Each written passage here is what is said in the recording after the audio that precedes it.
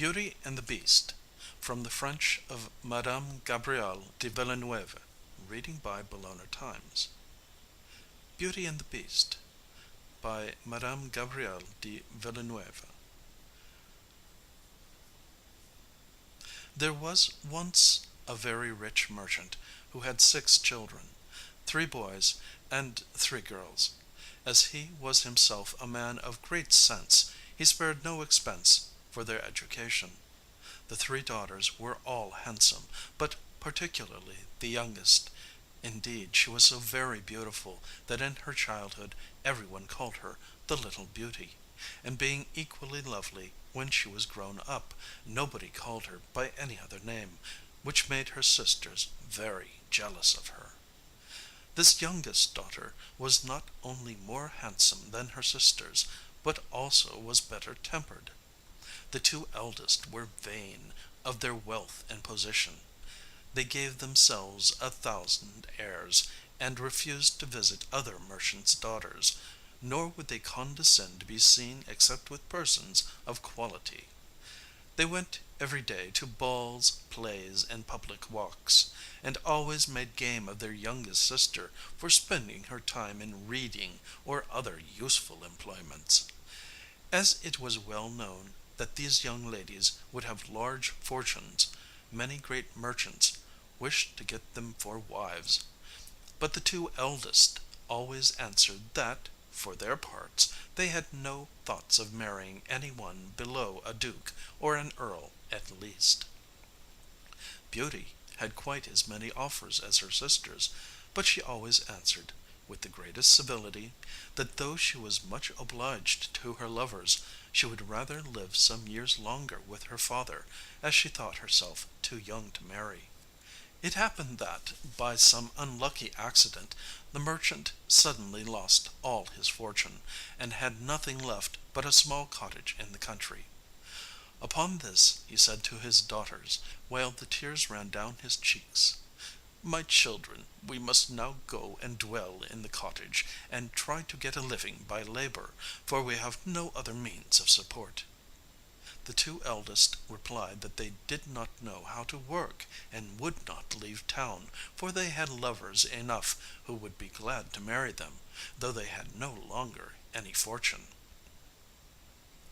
But in this they were mistaken, for when the lovers heard what had happened, they said, "The girls were so proud and ill tempered that all we wanted was their fortune. We are not sorry at all to see their pride brought down.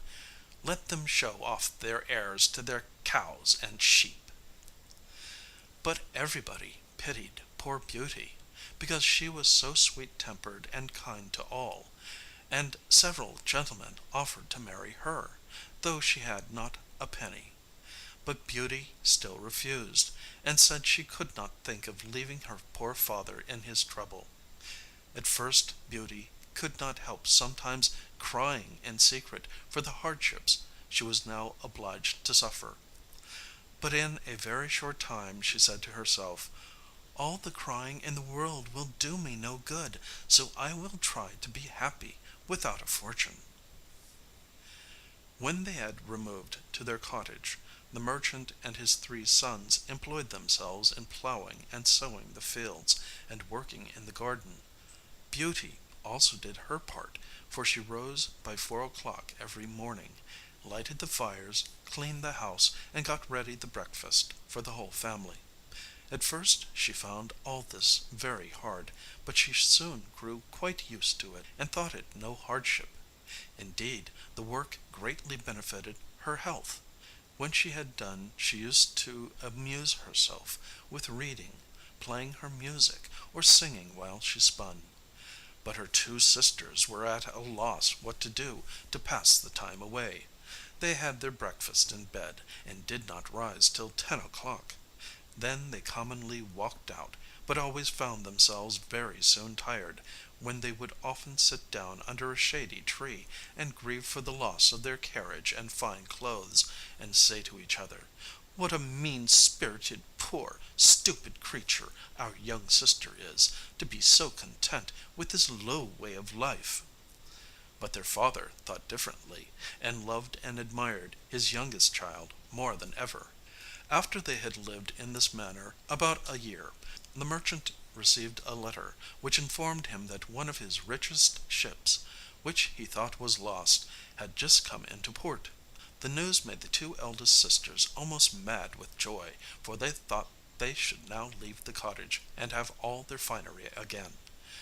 When they found that their father must take a journey to the ship, the two eldest begged he would not fail to bring them back some new gowns, caps, rings, and all sorts of trinkets. But Beauty asked for nothing, for she thought in herself that all the ship was worth would hardly buy everything her sisters wished for.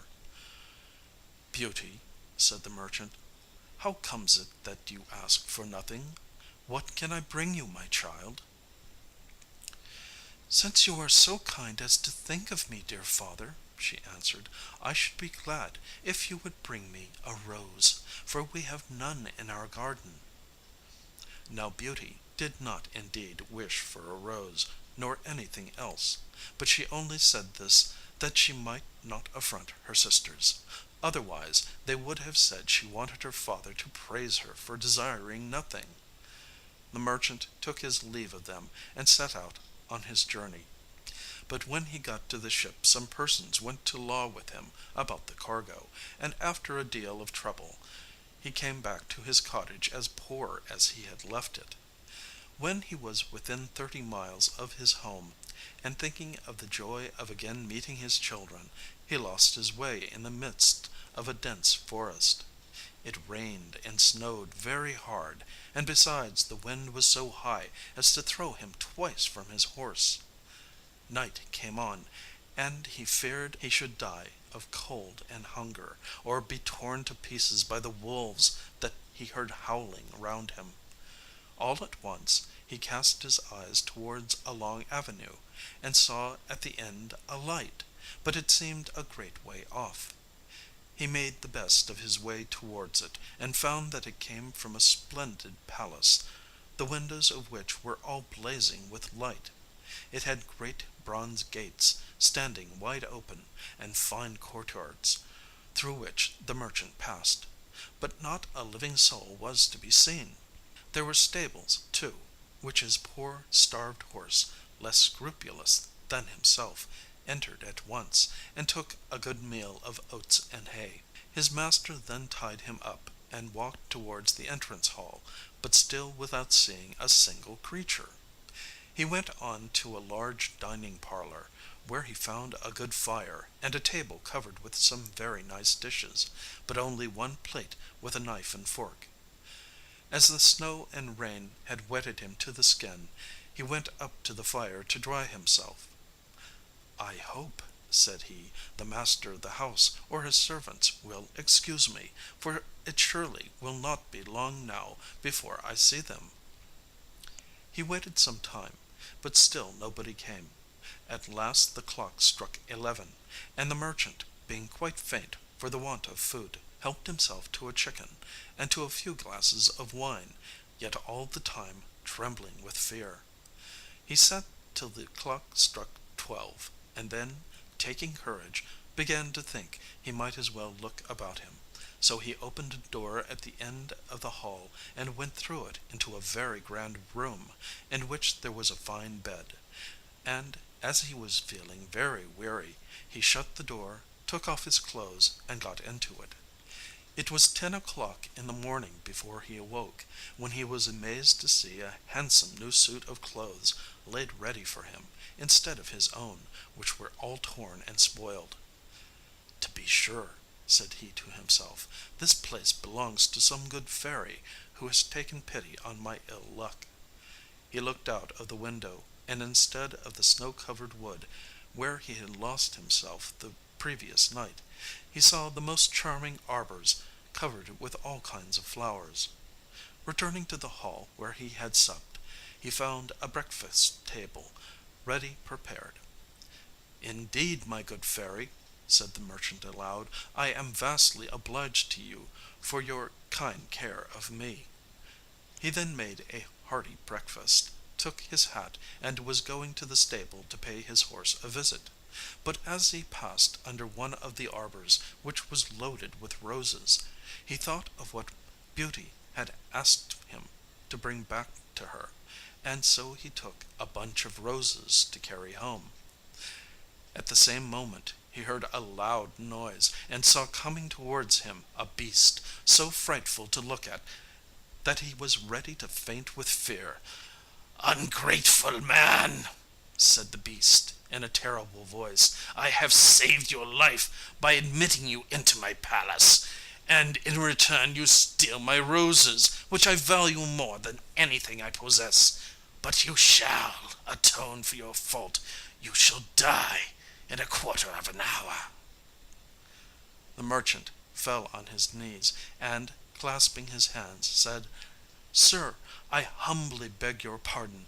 I did not think it would offend you to gather a rose for one of my daughters, who had entreated me to bring her one home. Do not kill me, my lord." "I am not a lord, but a beast," replied the monster. "I hate false compliments, so do not fancy that you can coax me by any such ways. You tell me that you have daughters.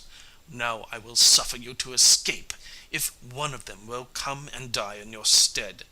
If not, promise me that you will yourself return in 3 months, to be dealt with as I may choose." The tender hearted merchant had no thoughts of letting any one of his daughters die for his sake, but he knew that if he seemed to accept the beast's terms, he should at least have the pleasure of seeing them once again. So he gave his promise, and was told he might set off as soon as he liked. "But," said the beast, "I do not wish you to go back empty handed. Go to the room you slept in, and you will find a chest there. Fill it with whatsoever you like best, and I will have it taken to your own house for you." When the beast had said this, he went away. The good merchant, left to himself, began to consider that as he must die, for he had no thought of breaking a promise made even to a beast, he might as well have the comfort of leaving his children provided for. He returned to the room he had slept in, and found there heaps of gold pieces lying about. He filled the chest with them to the very brim, locked it, and mounting his horse, left the palace as sorrowful as he had been glad when he first beheld it. The horse took a path across the forest of his own accord, and in a few hours they reached the merchant's house. His children came running round him, but, instead of kissing them with joy, he could not help weeping as he looked at them. He held in his hand the bunch of roses, which he gave to Beauty, saying, "Take these roses, Beauty, but little do you think how dear they have cost your poor father." And then he gave them an account of all that he had seen or heard in the palace of the beast. The two eldest sisters now began to shed tears, and to lay the blame upon Beauty, who, they said, would be the cause of her father's death. "See," said they, "what happens from the pride of the little wretch. Why did not she ask for such things as we did? But, to be sure, Miss must not be like other people, and though she will be the cause of her father's death, yet she does not shed a tear." "It would be useless," replied Beauty, "for father shall not die. As the beast will accept of one of his daughters, I will give myself up, and be only too happy to prove my love for the best of fathers." "No, sister," said the three brothers with one voice, "that cannot be. We will go in search of this monster, and either he or we will perish." "Do not hope to kill him," said the merchant, "his power is far too great. But Beauty's young life shall not be sacrificed. I am old, and cannot expect to live much longer, so I shall but give up a few years of my life, and shall only grieve for the sake of my children." "Never, father!" cried Beauty. "If you go back to the palace, you cannot hinder my going after you. Though young, I am not over fond of life, and I would much rather be eaten up by the monster than die of grief for your loss." The merchant in vain tried to reason with Beauty, who still obstinately kept to her purpose, which in truth made her two sisters glad, for they were jealous of her, because everybody loved her. The merchant was so grieved at the thoughts of losing his child that he never once thought of the chest filled with gold, but at night, to his great surprise, he found it standing by his bedside.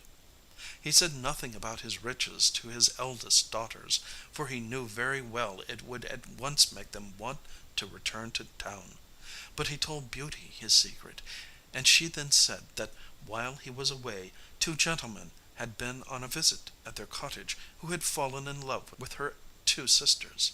She entreated her father to marry them without delay, for she was so sweet natured she only wished them to be happy.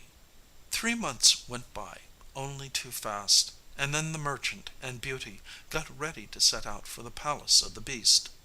Upon this the two sisters rubbed their eyes with an onion to make believe they were crying. Both the merchant and his sons cried in earnest. Only Beauty shed no tears. They reached the palace in a very few hours, and the horse, without bidding, went into the same stable as before. The merchant and Beauty walked towards the large hall, where they found a table covered with every dainty, and two plates laid ready. The merchant had very little appetite, but Beauty, that she might the better hide her grief, placed herself at the table and helped her father. She then began to eat herself, and thought all the time that, to be sure, the beast had a mind to fatten her up before he ate her up, since he had provided such good cheer for her. When they had done their supper, they heard a great noise, and the good man began to bid his poor child farewell, for he knew it was the beast coming to them. When Beauty first saw that frightful form she was very much terrified, but tried to hide her fear. The creature walked up to her and eyed her all over, then asked her in a dreadful voice if she had come quite of her own accord. "Yes," said Beauty. "Then you are a good girl, and I am very much obliged to you." This was such an astonishingly civil answer that Beauty's courage rose, but it sank again when the beast, addressing the merchant, desired him to leave the palace next morning, and never to return to it again. "And so good night, merchant, and good night, Beauty." "Good night, beast," she answered, as the monster shuffled out of the room. "Ah, my dear child," said the merchant, kissing his daughter, "I am half dead already at the thought of leaving you with this dreadful beast. You shall go back and let me stay in your place." "No," said Beauty boldly, "I will never agree to that. You must go home to morrow morning." Then they wished each other good night, and went to bed, both of them thinking they should not be able to close their eyes, but as soon as ever they had lain down they fell into a deep sleep, and did not awake till morning. Beauty dreamed that a lady came up to her, who said, "I am very much pleased, Beauty, with the goodness you have shown, in being willing to give your life to save that of your father. Do not be afraid of anything. You shall not go without a reward." As soon as Beauty awoke, she told her father this dream, but though it gave him some comfort, he was a long time before he could be persuaded to leave the palace. At last Beauty succeeded in getting him safely away. When her father was out of sight, poor Beauty began to weep sorely. Still, having naturally a courageous spirit, she soon resolved not to make her sad case still worse by sorrow, which she knew was vain, but to wait and be patient. She walked about to take a view of all the palace, and the elegance of every part of it much charmed her. But what was her surprise when she came to a door on which was written "Beauty's room." She opened it in haste, and her eyes were dazzled by the splendor and taste of the apartment. What made her wonder more than all the rest, was a large library filled with books, a harpsichord, and many pieces of music. "The beast surely does not mean to eat me up immediately," said she. "Since he takes care I shall not be at a loss how to amuse myself." She opened the library, and saw these verses written in letters of gold on the back of one of the books: "Beauteous lady, dry your tears. Here's no cause for sighs or fears. Command as freely as you may, For you command, and I obey." "Alas!" said she, sighing, "I wish I could only command a sight of my poor father, and to know what he is doing at this moment." Just then, by chance, she cast her eyes on a looking glass that stood near her, and in it she saw a picture of her old home, and her father riding mournfully up to the door. Her sisters came out to meet him, and although they tried to look sorry, it was easy to see that in their hearts they were very glad. In a short time all this picture disappeared, but it caused Beauty to think that the beast, besides being very powerful, was also very kind. About the middle of the day she found a table laid ready for her, and a sweet concert of music played all the time she was dining, without her seeing anybody. But at supper, when she was going to seat herself at table, she heard the noise of the beast, and could not help trembling with fear. "Beauty," said he, "will you give me leave to see you sup?"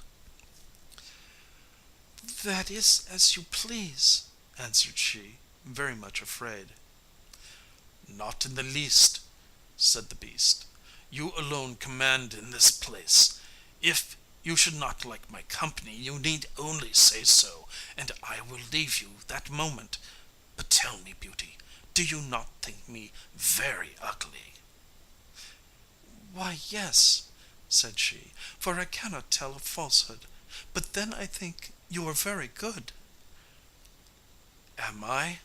sadly replied the beast. "Yet, besides being ugly, I am also very stupid. I know well enough that I am but a beast." "Very stupid people," said Beauty, "are never aware of it themselves." At which kindly speech the beast looked pleased, and replied, not without an awkward sort of politeness: "Pray do not let me detain you from supper, and be sure that you are well served. All you see is your own, and I should be deeply grieved if you wanted for anything." "You are very kind, so kind that I almost forgot you are so ugly," said Beauty, earnestly. "Ah, yes," answered the beast, with a great sigh. "I hope I am good tempered, but still I am only a monster." "There is many a monster who wears the form of a man. It is better of the two to have the heart of a man and the form of a monster." "I would thank you, Beauty, for this speech, but I am too senseless to say anything that would please you," returned the beast, in a melancholy voice, and altogether he seemed so gentle and so unhappy that Beauty, who had the tenderest heart in the world, felt her fear of him gradually vanish. She ate her supper with a good appetite, and conversed in her own sensible and charming way, till at last, when the beast rose to depart, he terrified her more than ever by saying abruptly, in his gruff voice: "Beauty, will you marry me?" Now Beauty, frightened as she was, would speak only the exact truth. Besides, her father had told her that the beast liked only to have the truth spoken to him. So she answered, in a very firm tone: "No, beast." He did not go into a passion, or do anything but sigh deeply and depart. When Beauty found herself alone, she began to feel pity for the poor beast. "Oh," said she, "what a sad thing it is that he should be so very frightful, since he is so good tempered." Beauty lived 3 months in this palace, very well pleased. The beast came to see her every night, and talked with her while she supped. And though what he said was not very clever, yet as she saw in him every day some new goodness, instead of dreading the time of his coming, she soon began continually looking at her watch to see if it were 9 o'clock, for that was the hour when he never failed to visit her.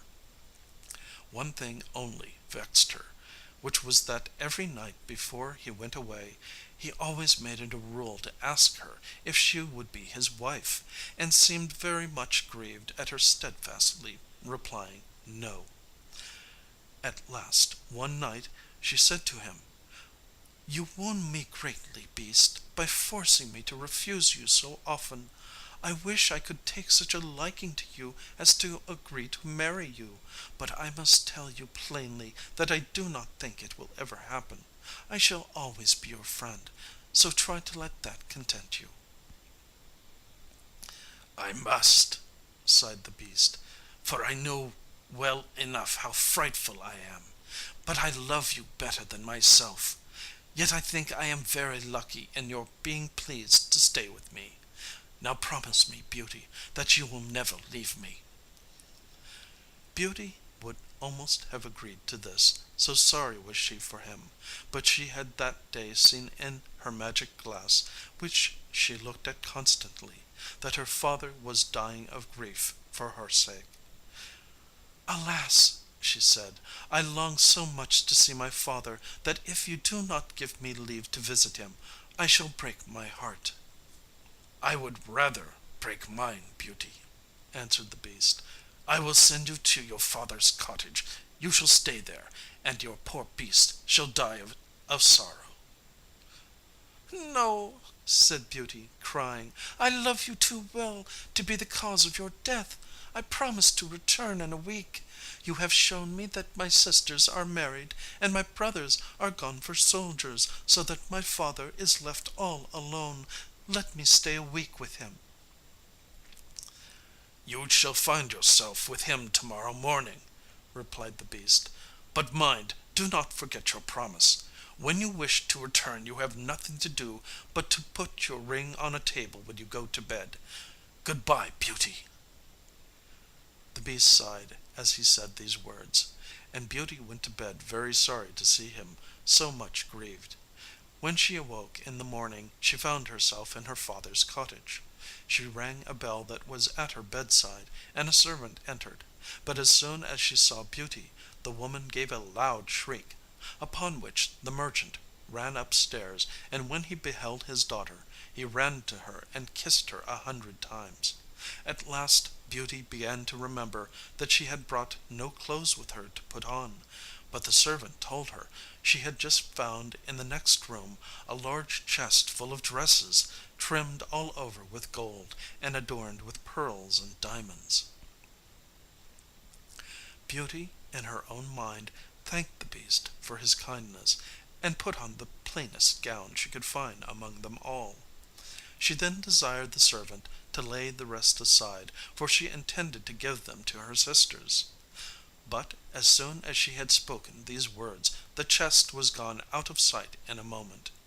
Her father then suggested perhaps the beast chose for her to keep them all for herself, and as soon as he had said this they saw the chest standing again in the same place. While Beauty was dressing herself a servant brought word to her that her sisters were come with their husbands to pay her a visit. They both lived unhappily with the gentleman they had married. The husband of the eldest was very handsome, but was so proud of this that he thought of nothing else from morning till night, and did not care a pin for the beauty of his wife. The second had married a man of great learning, but he made no use of it, except to torment and affront all his friends, and his wife more than any of them.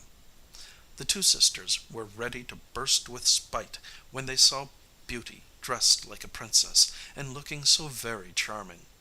All the kindness that she showed them was of no use, for they were vexed more than ever when she told them how happy she lived at the palace of the beast. The spiteful creatures went by themselves into the garden, where they cried to think of her good fortune. "Why should the little wretch be better off than we?" said they. We are much handsomer than she is." "Sister," said the eldest, "a thought has just come into my head. Let us try to keep her here longer than the week for which the beast gave her leave, and then he will be so angry that perhaps when she goes back to him he will eat her up in a moment." "That is well thought of," answered the other, "but to do this we must pretend to be very kind." They then went to join her in the cottage, where they showed her so much false love that Beauty could not help crying for joy. When the week was ended the two sisters began to pretend such grief at the thought of their leaving them that she agreed to stay a week more. But all that time Beauty could not help fretting for the sorrow that she knew her absence would give her poor beast, for she tenderly loved him, and much wished for his company again. Among all the grand and clever people she saw, she found nobody who was half so sensible, so affectionate, so thoughtful, or so kind.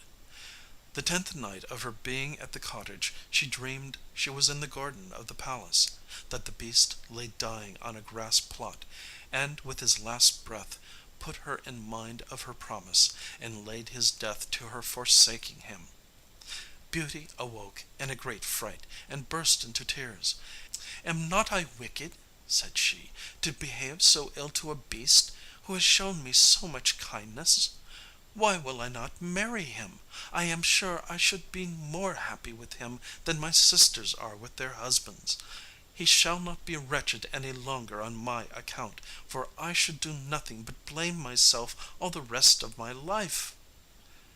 She then rose, put her ring on the table, got into bed again, and soon fell asleep. In the morning she with joy found herself in the palace of the beast. She dressed herself very carefully, that she might please him the better, and thought she had never known a day pass away so slowly. At last the clock struck 9, but the beast did not come. Beauty, dreading lest she might truly have caused his death, ran from room to room, calling out, "Beast, dear beast!" but there was no answer. At last she remembered her dream, rushed to the grass plot, and there saw him lying apparently dead beside the fountain. Forgetting all his ugliness, she threw herself upon his body, and, finding his heart still beat, she fetched some water and sprinkled it over him, weeping and sobbing the while. The beast opened his eyes. "You forgot your promise, Beauty, and so I determined to die, for I could not live without you. I have starved myself to death, but I shall die content, since I have seen your face once more." "No, dear beast," cried Beauty passionately, "you shall not die. You shall live to be my husband. I thought it was only friendship I felt for you, but now I know it was love." The moment Beauty had spoken these words the palace was suddenly lighted up, and all kinds of rejoicings were heard around them, none of which she noticed, but hung over her dear beast with the utmost tenderness. At last, unable to restrain herself, she dropped her head over her hands, covered her eyes, and cried for joy. And when she looked up again, the beast was gone. In his stead she saw at her feet a handsome, graceful young prince, who thanked her with the tenderest expressions for having freed him from enchantment. "But where is my poor beast? I only want him and nobody else," sobbed Beauty. She saw at her feet a handsome, graceful young prince. "I am he," replied the prince. "A wicked fairy condemned me to this form, and forbade me to show that I had any wit or sense till a beautiful lady should consent to marry me. You alone, dearest Beauty, judge me neither by my looks nor by my talents, but by my heart alone. Take it, then, and all that I have besides, for all is yours." Beauty, full of surprise but very happy, suffered the prince to lead her to his palace, where she found her father and sisters, who had been brought there by the fairy lady whom she had seen in a dream the first night she came. "Beauty," said the fairy, "you have chosen well. and you have your reward, for a true heart is better than either good looks or clever brains. As for you, ladies," and she turned to the two elder sisters, "I know all your ill deeds, but I have no worse punishment for you than to see your sister happy. You shall stand as statues at the door of her palace, and when you repent of and have amended your faults, you shall become women again. But to tell you the truth, I very much fear you will remain statues forever." End of Beauty and the Beast by Madame Gabrielle de Villeneuve.